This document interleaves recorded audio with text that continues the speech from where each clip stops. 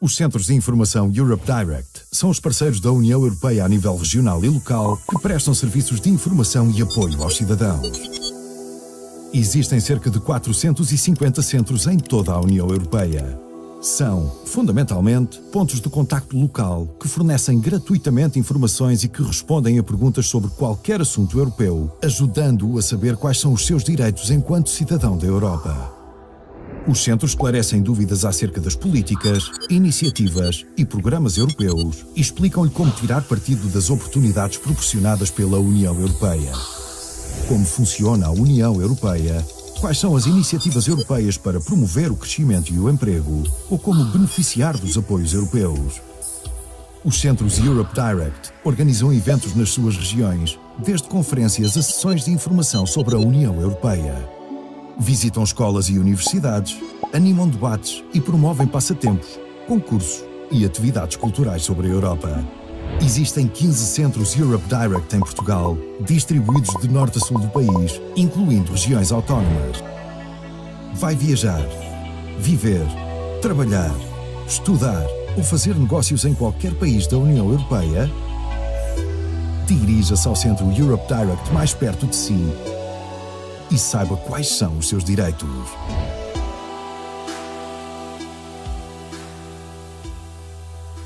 Europe Direct. A Europa perto de mim.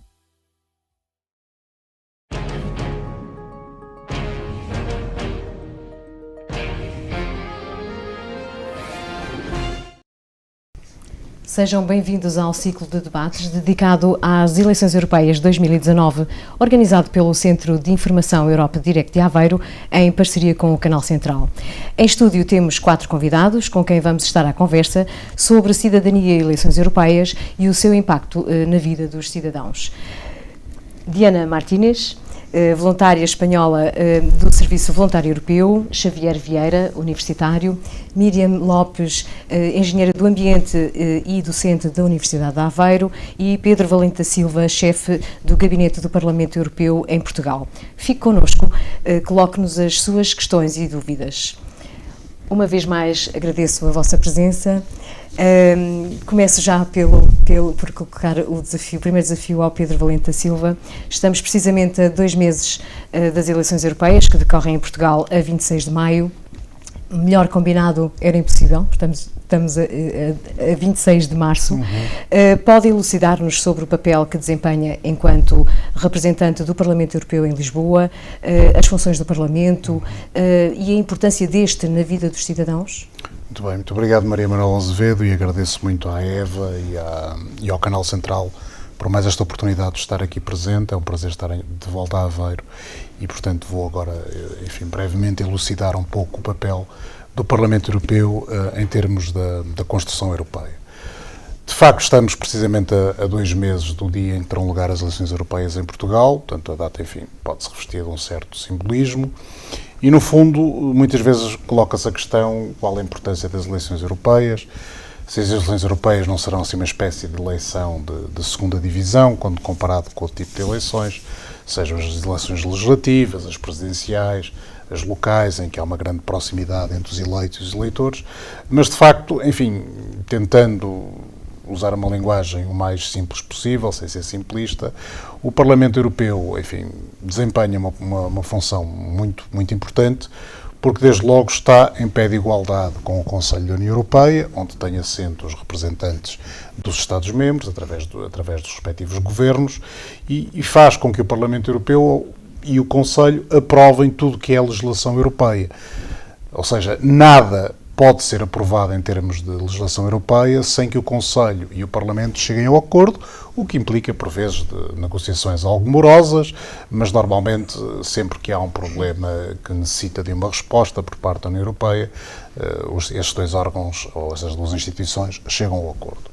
É óbvio que há uma certa dificuldade em explicar a importância da União Europeia, porque eu costumo dizer que a União Europeia é como o ar que nós respiramos, ou seja, está em toda a parte, é invisível e de facto, muitas vezes não é muito fácil, tomar contacto com o impacto da União Europeia em termos da vida dos cidadãos europeus e das empresas que têm as suas sedes ou os seus escritórios aqui na União Europeia.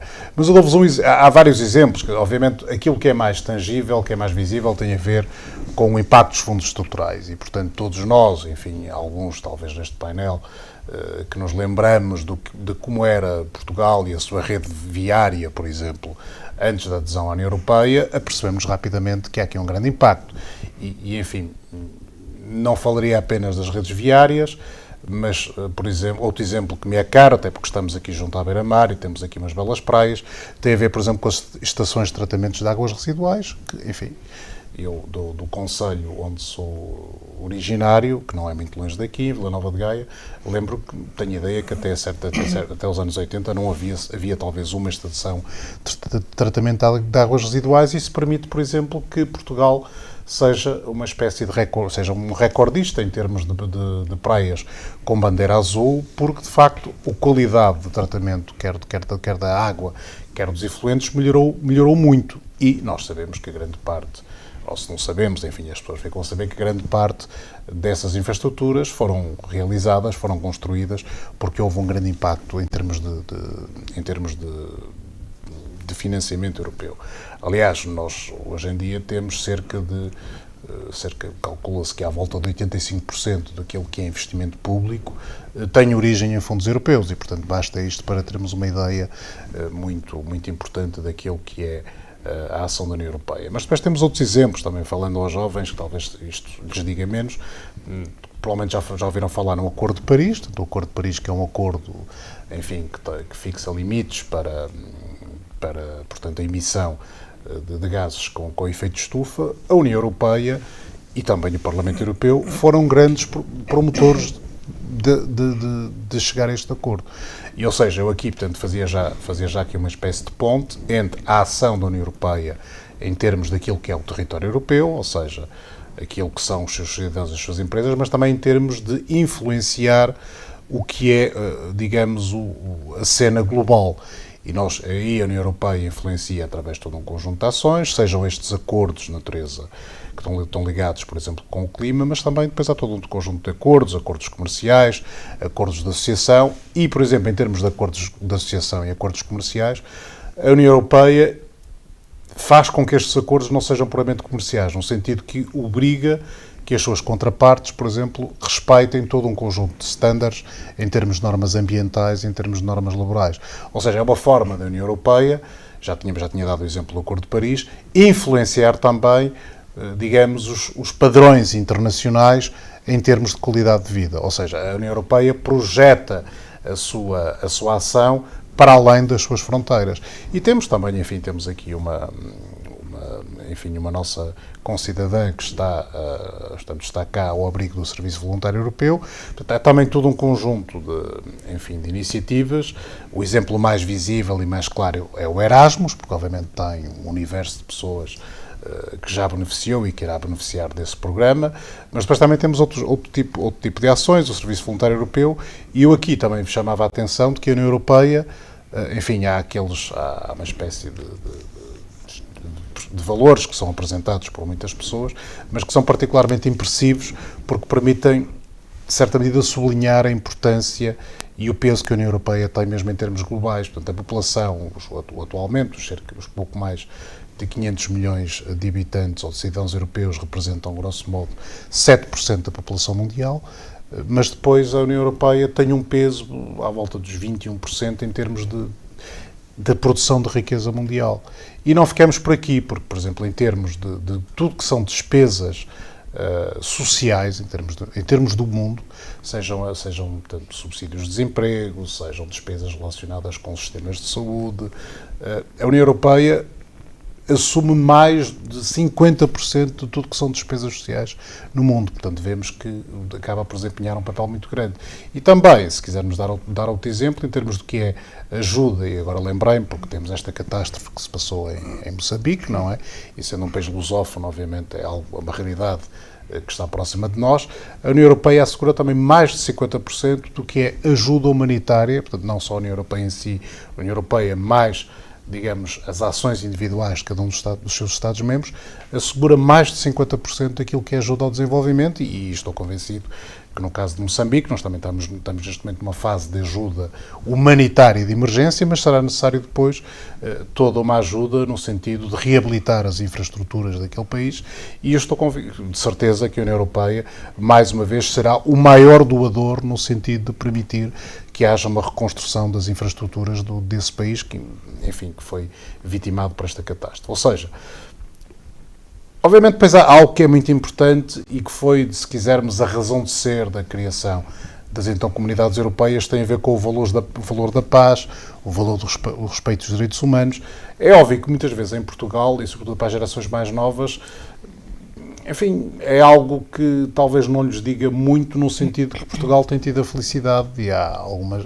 Enfim, Portugal não participou na Segunda Guerra Mundial, não é? Portanto, alguns dos nossos familiares participaram, enfim, nos anos 60, 70 na Guerra do Ultramar, mas, enfim, era uma guerra que não se travava em território europeu e, portanto, é algo que nós não nos devemos esquecer, mas muitas vezes eu compreendo que é difícil motivar as pessoas, talvez, a votar nas eleições europeias, porque a preservação da paz foi, talvez, a razão principal que deu origem à criação dessas mesmas comunidades europeias, mas é algo que nós nunca devemos ter como completamente adquirido, porque nós sabemos, enfim, que não muito longe da Europa, tivemos nos anos 90 a Guerra dos Balcãs, não muito distante aqui, temos conflitos, digamos, há quem diga até que é uma espécie de anel de fogo ou semicírculo de fogo a sul da Europa e a leste da Europa, portanto também não devemos pôr completamente de lado esse valor que é um valor fundamental e que permitiu que praticamente estamos com 7 décadas de ausência de grandes conflitos na Europa, o que é um recorde absoluto, porque todos os outros 1000 anos ou 2000 anos de história da Europa tal nunca se tinha verificado. Está em curso a campanha, desta vez ao voto, exatamente para impulsionar uma maior adesão nestas eleições europeias. Qual é a análise que faz? Nós temos tido resultados bastante interessantes, ou seja, essa campanha, qual é o objetivo dessa campanha?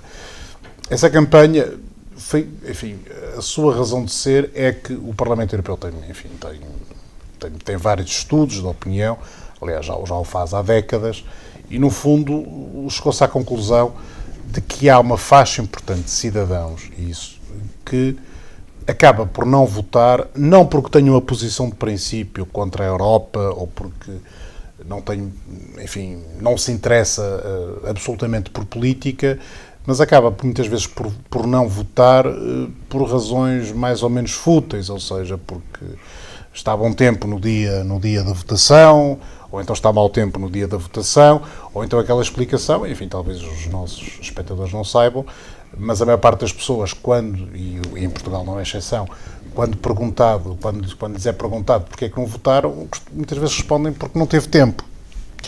Enfim, o que não deixa de ser uma resposta um bocado estranha. No caso, em Portugal, as urnas estão abertas desde as 8 da manhã até às 7 da tarde e vota-se um domingo, ao contrário de alguns países europeus que votam, digamos, durante a semana laboral. E, no fundo, esses mesmos estudos comprovam, portanto, estamos a falar essencialmente de uma faixa etária que vai entre os 18 e os 24 anos, que é precisamente a faixa etária que menos participa nos atos eleitorais, não é só nas eleições europeias, mas que ao mesmo tempo digamos, a faixa da população, ou a faixa etária, que tem uma posição mais favorável relativamente à União Europeia. Nós temos estudos que comprovam que cerca de, por exemplo, de 62%, obviamente estamos a falar do universo das pessoas que foram entrevistadas, mas 62% dos cidadãos portugueses que têm vindo a ser entrevistados e que têm entre 18 e 24 anos, acham que a União Europeia é algo de francamente positivo. Mas depois, se voltarmos a 2014, só cerca de 18,6% das pessoas que estavam nesta faixa etária quando das eleições é que de facto votaram, o que, repare, é manifestamente baixo, não é? E se compararmos, por exemplo, mesmo com a taxa de participação global em Portugal, que foi de 33,6%, reparamos que está abaixo deste valor.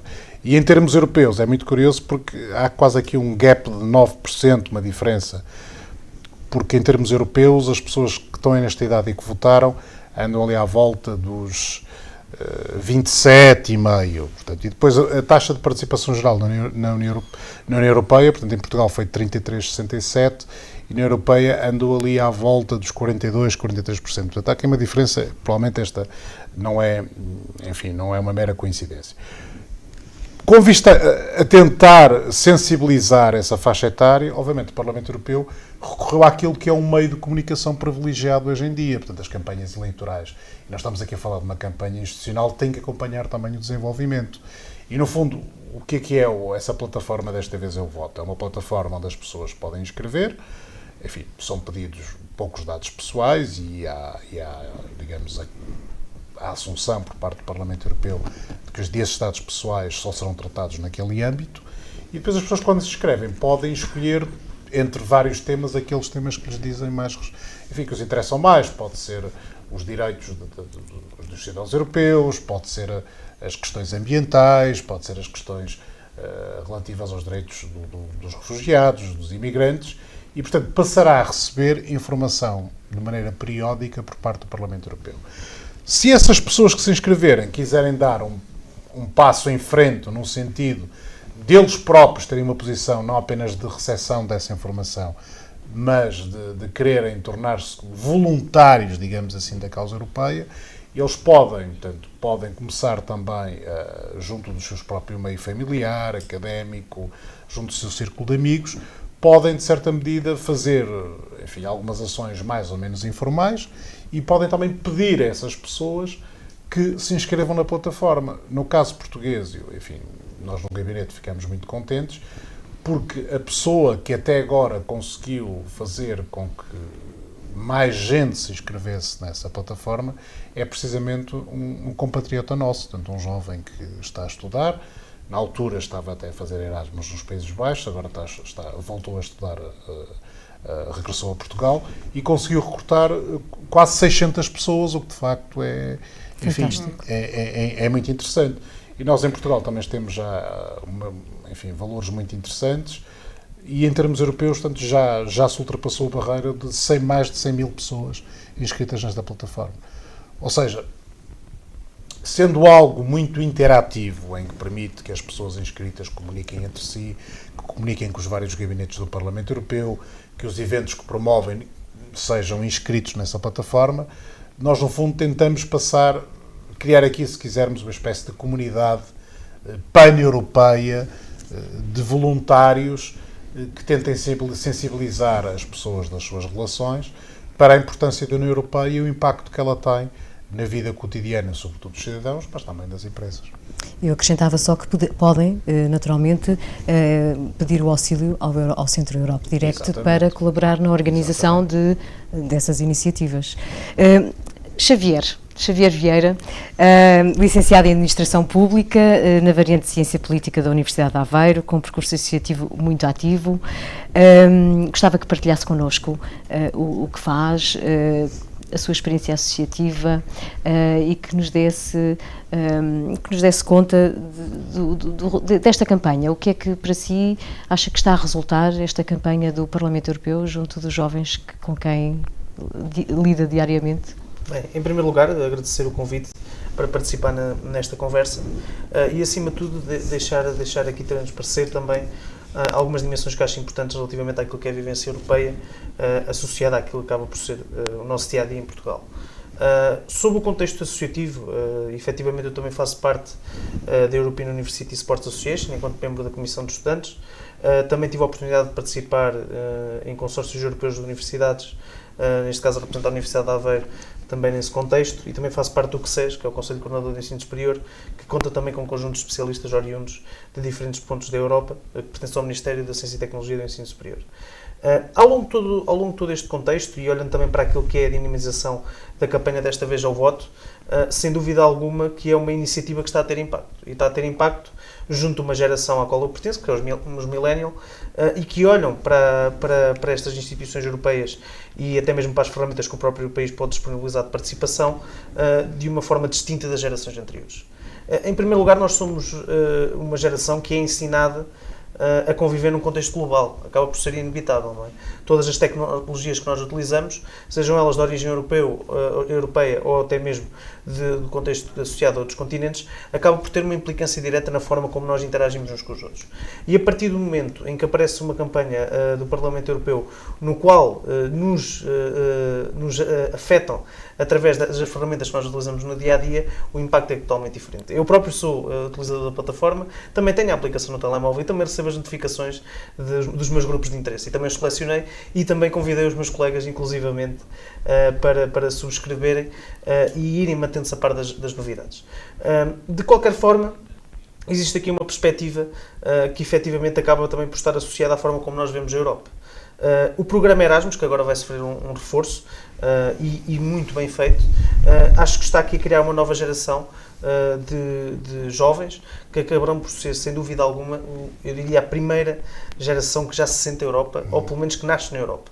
Nós, algumas das coisas que acabamos por olhar à nossa volta, já as damos como um contexto adquirido, naturalmente, porque também não atravessámos aquele processo evolutivo ou aquele pico que foi a transformação do país, que era Portugal, mas olhamos para a Europa de uma forma totalmente diferente e podemos olhar para determinados fenómenos que vão acontecendo, desde a perspectiva daquilo que podemos chamar da reivindicação das alterações climáticas que houve recentemente, desde a perspectiva de como nós olhamos para as fake news e como sabemos lidar com a informação, porque hoje um dos principais desafios não é tanto ter a capacidade de memorização de um facto, mas sim perceber a origem desse facto e interpretá-lo corretamente para não induzir os outros em erro, e depois, sem dúvida alguma, aliando a isto também a processos de discussão nos quais estejam envolvidas as diferentes culturas e as diferentes formas de ver o funcionamento em sociedade. E quando nós olhamos para esta última dimensão e a colocamos num ambiente universitário, que à partida será um ambiente no qual estaremos a fervilhar de ideias e, acima de tudo, a criar novos projetos e a criar novas visões do funcionamento da sociedade, acaba por ser uma mais-valia. E acredito que esta campanha, do Desta Vez ao Voto, está a conseguir, efetivamente, tocar os jovens e também levar os jovens a promover uma Europa que muitos deles, que só agora é que se estão a perceber dos benefícios que estão associados à sua permanência. Depois, claro, temos outros aspectos mais polémicos, no qual depende muito também dos influencers e das pessoas que levam outras pessoas a pensar de determinada forma, se antes delas próprias fazerem uma filtragem da informação. E temos, por exemplo, a polémica do artigo 13, que eu até julgo que hoje foi aprovado no Parlamento Europeu, e que acabou também por gerar na próxima geração, que é a geração Z, alguma discussão em volta daquilo que acabam por ser determinados planos. Agora, é muito importante perceber as dimensões em que nós trabalhamos. Uma coisa são estes ambientes internacionais e, quando estamos inseridos também no foro do ensino universitário, outra dimensão é todas as outras pessoas que não estão lá inseridas. E acho que esse é o principal desafio. Curiosamente, houve uma iniciativa por parte do Conselho Nacional da Juventude, da Universidade de Aveiro, que era o ID Europa, também, penso que também está correlacionado com o Parlamento Europeu, e foi muito interessante ver ali um conflito geracional, que foi os jovens que estavam a dar a sua opinião sobre a Europa, todos eles bastante positiva, mas depois perguntaram a uma senhora de outra geração que lá estava qual é que era a sua opinião. E, efetivamente, ela demonstrou o contrário. Ou seja, acaba por haver aqui diferentes sensações face a alguns esforços geracionais que acabam por existir inevitavelmente. Mas no que toca à nossa geração, não tenho dúvidas nenhumas que é uma geração que defende a Europa, é uma geração informada, ao contrário do que a maioria das pessoas possa imaginar, e mais facilmente acede àquilo que acontece no mundo e na Europa muito mais rápido do que as gerações anteriores, e isso também leva a que tenhamos cada vez mais cuidado, ou pelo menos que as instituições democráticas tentem perceber de que forma é que podem fomentar a política pública para que não estejamos aqui a enviesar aquilo que as pessoas pensam. Diana Martínez, és voluntária do Serviço Europeu. Podes falar-nos um pouco da tua experiência e da tua experiência de mobilidade, um pouco sobre ti, o que é que fazias e o que te fez vir para Aveiro? Eu creo que esta experiencia de mobilidade europea é muito positiva para todos os jóvenes, porque podem conhecer outras culturas, outras línguas, otras personas, convivir, y esto es gracias a que hay una unión entre países, ¿no? Sí. Y podemos movernos libremente sin muchas complicaciones, sin dificultad, sí. E o que fazias antes? Portanto, estavas a estudar? Sí, eu estudié Traballo Social na Universidade Complutense de Madrid e terminé el ano pasado.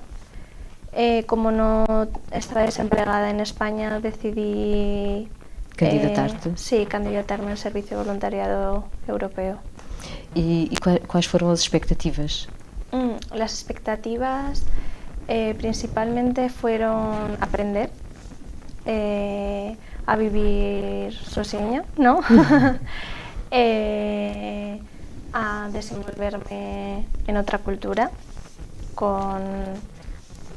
Aprender o português também, não é? Também, sim. Só fico aqui 2 meses, mas já percebo... Estás cá só há 2 meses? Sim, 2 meses. Vais meses. ficar quanto tempo mais? 10 meses. No total 10 meses? Sim, no total 10 meses. 10 meses. Sim. E quais são os benefícios que a União Europeia te proporciona para, ou que estão incluídos, portanto, neste Serviço Voluntário Europeu? Principalmente eu creo que poder estudiar e viajar sem dificuldade, poder conhecer muitos países. Mas tens encargos, despesas com o serviço voluntário? Sí. ¿Tienes que pagar algo para...? No, es totalmente gratuito. Sí hay una selección con tus estudios, tu formación académica, pero es totalmente gratuito. E é interessante a vivência? Sí, muy interesante y muy positiva. Para todos, eu recomendo. Estás com vários jovens, não é? Sí, estamos a convivir varios jóvenes de diferentes países de la Unión Europea. Estamos 2 españoles, 2 italianas e uma... Austríaca. Sí.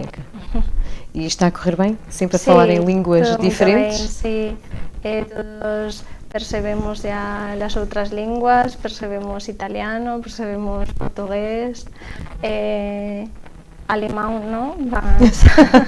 o inglês. Sim, o inglês. Sim. O inglês. Nestas, portanto, gostava de saber a tua opinião relativamente aos projetos de mobilidade. Achas que são, então, importantes para aproximar os jovens da União Europeia? Sí, creo que son muy importantes. Me gustaría que fueran más conocidos en los centros de juventud. Por ejemplo, en España yo no conocía el Servicio Voluntario Europeo. Conocí gracias a internet y porque eu tenía eu gostaba de facer unha experiencia, mas non conocía que isto existía. Entonces eu gostaria que estas coisas fueran máis divulgadas, sí. E já conheces certamente o Corpo Europeu de Solidariedade? Sim. Já te inscreveste? Sim, Já também. recebeste alguma resposta da Comissão? Sim. Também. Sim. Ok. Até amanhã, não sei se sabes, até amanhã, dia 27 de março, os estrangeiros podem contactar a respectiva embaixada e demonstrar interesse em votar em Portugal. Sim. Tu já sabes se vais votar cá ou se vais votar a Madrid? Eu creo que voy a votar en Madrid porque estoy muy perto de Madrid y puedo viajar con facilidad. Mas eu conozco outras colegas que así van a facer el voto por correo. Sí. ¿Se dice? Sí, por correo. Por correio. Sí. E sentes-te devidamente informada para ir votar nestas eleições? No me siento muito informada, la verdad. Mas recebes já te inscreveste na inscrevi, plataforma desta vez eu voto. Sim. E tens recebido informações personalizadas, Sim. não é? E achas que precisas de receber mais detalhe, mais... Eu gostaria de receber informação detalhada do processo para votar por correio. Muito bem. Sim. Que seria útil. Sim. Obrigada. Obrigada eu. Miriam Lopes, uma vida dedicada ao ambiente e às alterações climáticas, um desafio cada vez maior. A União Europeia sublinha que temos que lutar contra as alterações climáticas já e de trabalhar em conjunto para proteger o ambiente. Gostava que partilhasse connosco toda essa experiência, Sabemos que, portanto, Engenheiro do Ambiente está no Departamento de Ambiente e Ordenamento da Universidade de Aveiro. Antes de mais, boa tarde a todos. Agradeço imenso este convite, estar aqui no Canal Central, mas em particular ao Europe Direct, por mais esta iniciativa, que é de louvar, como tantas outras que têm vindo a realizar e com as quais eu tenho tido a oportunidade de colaborar. Eu, antes de responder à questão, se calhar faria aqui uma pequena introdução de contextualização para vos dizer que, efetivamente, eu fui do primeiro grupo de estudantes, apesar de não ser da geração do milénio, não é? Mas fui do primeiro grupo de estudantes da Universidade de Aveiro a fazer Erasmus, não é? A ter a oportunidade de ir para um outro país estudar, ainda durante a minha licenciatura, e por coincidência estive na Universidade Complutense de Madrid, no departamento na Faculdade de Químicas, e pronto, foi uma experiência fantástica, e de facto isso incorporou-me de alguma forma esta noção, este espírito europeísta, não é? Eu nasci em África, nasci em Angola, sendo portuguesa sou uma cidadã europeia 100%, não é? E que apoio completamente este projeto. De facto, e remarcar um bocadinho um pouco o que o Pedro disse e o Xavier também, talvez muitos dos mais novos não tenham esta noção do que foi este processo de transição, ou seja, o que era o antes e o que é hoje ser cidadão europeu. Não é? Eu, e o Pedro também, não é? Passamos por este e também a Maria Manuel, passamos pelo processo de transformação, não é? Notamos muito bem a diferença, todas as diferenças, desde as fronteiras, inclusivamente depois aos direitos. Nós falamos também muito de direitos, às vezes esquecemos dos deveres que também existem, não é? E este dever de ir votar e de manifestar a sua opinião e as suas escolhas para um futuro melhor para a Europa é algo que é, de facto, fundamental e deve ser reconhecido. Em termos daquilo que me estava a perguntar, e agora na visão do ambiente no geral, e as alterações climáticas em particular, eu gostaria de salientar aqui um aspecto interessante. De facto, uma das condições de adesão de Portugal à União Europeia, não é? Ainda em 86, foi ter legislação ambiental. E, portanto, a nossa lei de bases do ambiente está, de alguma forma, ancorada a este processo de adesão europeia, não é? E, portanto, há necessidade de nós podemos cumprir com um mínimo de requisitos em termos ambientais que nos eram exigidos. E isto foi um passo fantástico para nós, foi uma oportunidade.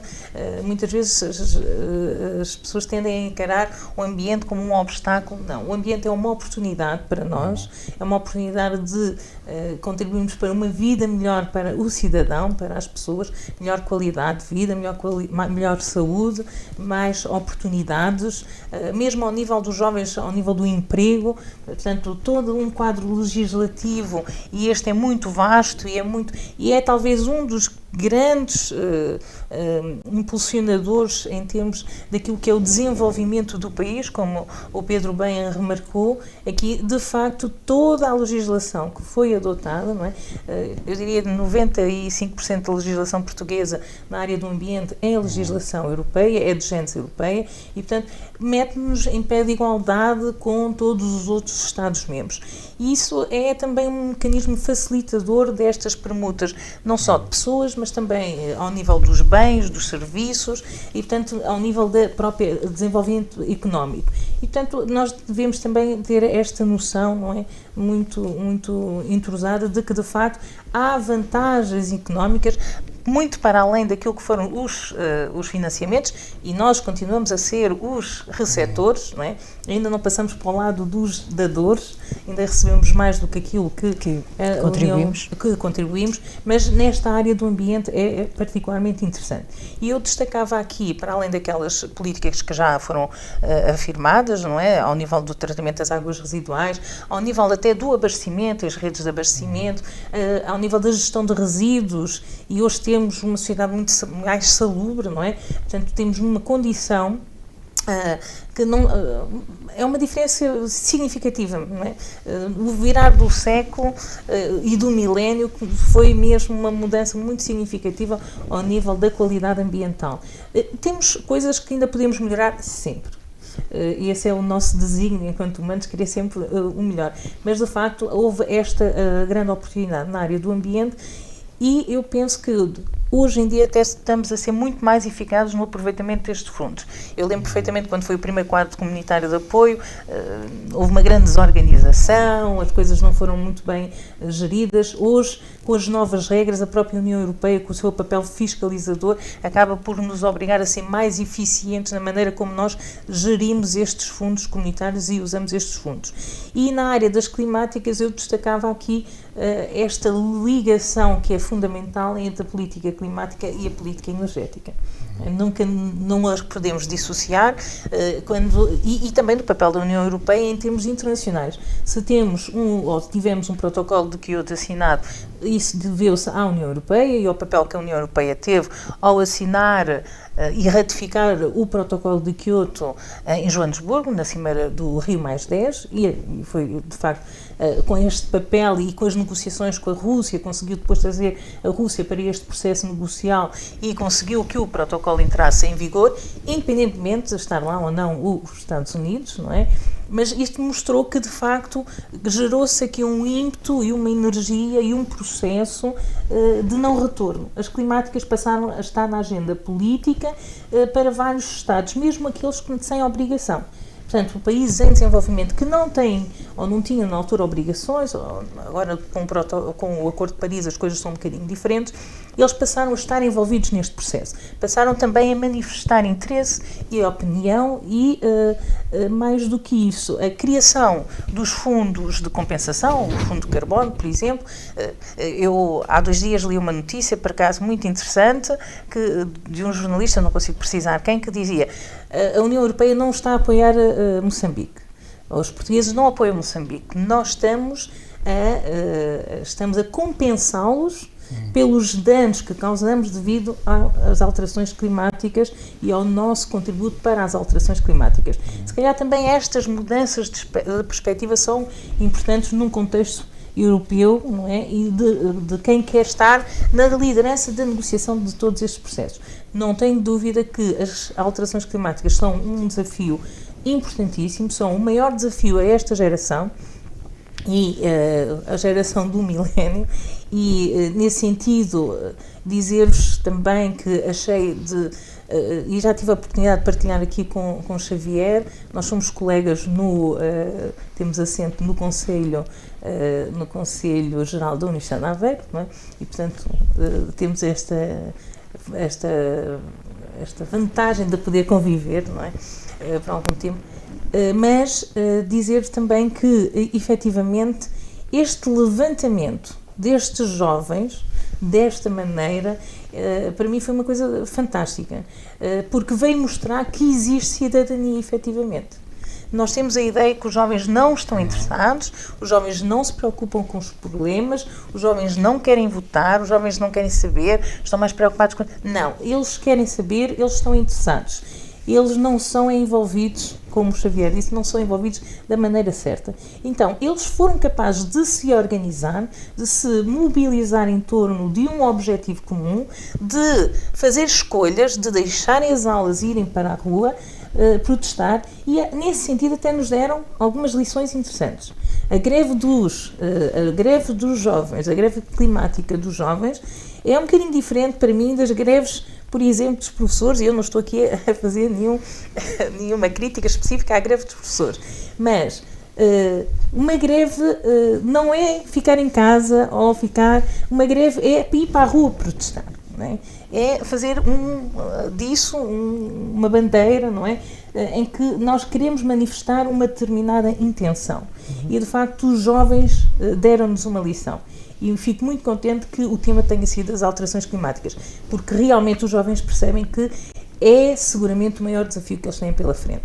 E, de facto, quando a gente lê aquela frase fantástica da Great, a dizer que eu vou faltar às aulas porque o que é que me interessa aprender se eu não tenho futuro? E isto é crítica, é uma coisa que nos deve fazer pensar a todos. Nós não estamos, do ponto de vista de política europeia, temos muito que fazer para corresponder àquilo que são as necessidades e os anseios desta geração que vem aí. E, portanto, nesse aspecto, nós não estamos a cumprir o nosso papel. Por isso, venham daí as sugestões, as ideias, não é? E o vosso envolvimento, que eu diria o mais importante neste processo. Xavier, não sei se... Não, é curioso porque isto vai um pouco ao encontro do que eu tinha aqui, até como reflexão final, e há um provérbio grego, e mantendo claro este espírito europeu, que define muito e que não é muitas vezes dito em Portugal, é mais dito nos Estados Unidos da América, que é: uma sociedade prospera quando os velhos plantar árvores, mesmo sabendo que nunca se irão sentar na sua sombra. E eu acho que este tipo de frase define efetivamente qual é que é o espírito desta geração. A forma como nós vemos o mundo está muito mais correlacionada, não com o prazo de validade. E eu costumo dizer que Portugal é um país onde o prazo de validade de uma decisão está sempre próximo do fim da legislatura, e eu acho que essa perspectiva da vivência humana, ou pelo menos da vivência daquilo que é a democracia e do que é global, não faz sentido. Até porque nós, se olharmos para muitas das perspectivas e dos principais unicórnios que até mesmo estão a manter-se nos mercados financeiros, estamos a ver empresas com princípios e valores e inseridas em modelos de negócio que têm uma dimensão quase sem prazo de validade, e onde estão a transformar completamente os mecanismos de funcionamento normal da sociedade. E então, com base nisso, sem dúvida alguma que a nossa geração entende que não devemos estar a olhar para as coisas com um prazo de validade, mas sim com a perspectiva de um consenso que depois possa gerar um melhor resultado no futuro e, acima de tudo, um resultado mais prolongado. E um resultado que depois acaba por afetar todos os ciclos decisórios. Não só aqueles da geração que neste momento está a decidir, mas também o que as novas gerações pedem. Curiosamente, também tive a oportunidade de participar na semana passada na Convenção Nacional do Ensino Superior. E lá também lancei uma ideia que foi um instituto japonês, recentemente, que fez baseado no Future Design, fez uma proposta de criar um gabinete do futuro. Esse gabinete do futuro, muito simples. Nós agora podemos estar aqui a conjecturar e pensar, bem, comparativamente, eles vão fazer o papel dos decisores. Não, antes pelo contrário. Esse gabinete do futuro só tinha uma missão dentro da sua instituição, que era elaborar política pública em função daquilo que são os interesses das próximas gerações. E era essa a conjectura que eles depois tinham que transmitir aos decisores. E a questão que nós temos hoje que colocar neste mundo de hipermudanças é como é que nós vamos fazer efetivamente as instituições acompanhar este ritmo. E eu acho que isso só é possível se internalizarmos o futuro dentro das respectivas instituições. E temos que começar a fazer agora. E já vamos com algum timing de atraso. Mas acredito que esta nova geração de decisores, que certamente acabará por ter a sua oportunidade, terá toda a capacidade para conseguir conjecturar estratégias que possam responder a estas hipermudanças que estamos a sofrer constantemente. E depois, se calhar, acabando também dizendo que é muito importante perceber que hoje em dia falamos para uma sociedade que tem um funil de causalidade que ela própria construiu. Nós só ouvimos o que queremos, só ouvimos aquilo que escolhemos e, com base nisso, só formamos essas ideias sem qualquer espírito de confronto ou diálogo. E é aí que a perspectiva educacional tem que ser alterada. Tem que haver uma maior capacidade de debate, tem que haver uma maior capacidade de criação de uma opinião crítica e, acima de tudo, tem que haver uma maior capacidade de ouvir os outros. E isso também foi algo que a Europa nos trouxe de bom. Podemos não só ouvir as diferentes opiniões que proliferam para a Europa por uns diferentes fenómenos e também fazer uma comparação com aquilo que temos. Curiosamente, eu tive a oportunidade de encontrar uma aplicação que o Parlamento Europeu também lançou, em conjunto com a Comissão Europeia, que foi para nós jovens, termos a oportunidade de nos comparar com os outros. E então também aconselho todos os jovens que acabem por ouvir este debate a procurarem essa aplicação, que é Como é Ser um Jovem Europeu, e a colocarem-se nesse papel e a colocarem também lá os seus dados, dizer que idade é que têm e começarem a responder a perguntas e percebam a dinâmica que existe nos outros países. Para depois também percebermos que tipo de políticas públicas é que o nosso país ainda tem muito para andar, mas onde no panorama europeu já existem outras realidades. E é muito importante nós procurarmos este confronto connosco próprios para depois também refletirmos o que é que queremos fazer no futuro. Fantástico, o Xavier sempre muito dinâmico, comprova que é um jovem super dinâmico. Eu não gostava de deixar e porque estamos praticamente a terminar o nosso debate, infelizmente teríamos muitos tópicos para abordar e gostava de abordar muitos tópicos, mas polémico, não é? intenção de saída do Brexit ou hard Brexit, os direitos dos cidadãos e das empresas em perigo, não é? Gostava de perguntar ao Pedro Valenta Silva que análise é que faz desta situação, como é que... Enfim, o Brexit eu acho que independentemente de como irá terminar, não é? Porque neste momento, enfim, continuamos numa situação de alguma indefinição do lado britânico, do lado da União Europeia. Há um acordo que foi longamente negociado e, portanto, as instituições europeias estão disponíveis para que o Reino Unido saia com base nesse acordo, embora, enfim, todos os principais líderes europeus lamentem a saída, portanto, a saída do Reino Unido a concretizar-se, independentemente da forma de que se revista, obviamente, a União Europeia deseja que seja uma saída com base num acordo e que não seja aquilo que se chama a saída descontrolada. De facto, é um momento, mas de todo modo será um momento triste para a União Europeia, porque o Reino Unido, enfim, tem peso económico, tem peso militar, tem peso demográfico e, enfim, para nós portugueses, e também agora falando enquanto cidadão nacional, temos uma longa relação histórica com o Reino Unido, provavelmente a aliança mais antiga da Europa, e partilhamos, enfim, uma certa dimensão atlantista da política, sabendo que, obviamente, dentro da União Europeia, os países, do ponto de vista cultural e do ponto de vista histórico, são bastante diferentes, temos um caldo comum, mas são bastante diferentes, e nós temos, enfim, partilhamos com o Reino Unido e com outros países do Norte da Europa esta relação atlântica, não é? E penso que também será, nessa perspectiva, mais notícias para Portugal, provavelmente uma certa dimensão continental será mais acentuada na União Europeia. Agora, a questão é esta. Neste momento, de facto, é quase impossível fazer previsões, porque nós temos um acordo que também já não sabemos, que já foi rejeitado 2 vezes pela Câmara dos Comuns, que supostamente iria ser novamente votado esta semana, mas com base nos desenvolvimentos que se verificaram ontem, parece que também não é absolutamente certo que vá sujeito a votação. Simplificando, da parte europeia, há uma espécie de 2 cenários. Há um cenário, o cenário que estava previsto é que, se este acordo continua, que foi concluído entre as 2 partes, fosse votado até o final desta semana, então o Reino Unido sairia da União Europeia a 22 de maio, de maneira a não perturbar a realização das eleições europeias, que é algo que se terão lugar entre 23 e 26 de maio, e, portanto, em alguns países, e penso que inclusivamente no Reino Unido, elas teriam já lugar a 23 de maio. Se tal acordo não for sujeito a votação ou for rejeitado, então aí, à partida, o Reino Unido permaneceria na União Europeia até o dia 12 de Abril. E 12 de Abril porquê? Porque será a data limite para a apresentação de candidaturas por parte do Reino Unido. Agora, isto é uma situação em constante ebulição e, portanto, eu acho que todos os cenários são possíveis, desde aquele cenário que acho que seria francamente negativo, quer para os restantes membros da União Europeia, quer para o Reino Unido, que seria aquela espécie de saída sem acordo, embora, há que dizer, que os Estados europeus têm vindo a adotar aquilo que chamamos as medidas de contingência, porque senão, de facto, se o Reino Unido saísse sem acordo e sem a adoção destas medidas, os cidadãos britânicos, enfim, quando chegassem a um país da União Europeia no dia 30 de março, ou no dia 12 de abril, ou no dia 13 de abril, teriam que ter um visto. Obviamente, o que está a ser adotado por parte da União Europeia são normas no sentido de que porque podem imaginar, portanto, o caos que seria, quer dizer, o caos e a dificuldade de as pessoas agora, dos britânicos que quisessem viajar para a Europa continental e os cidadãos da União Europeia para o Reino Unido, que, a partir do momento do dia para o outro, necessitassem de vistos, sabendo nós que a maior parte dos vistos não se obtém de um dia para o outro.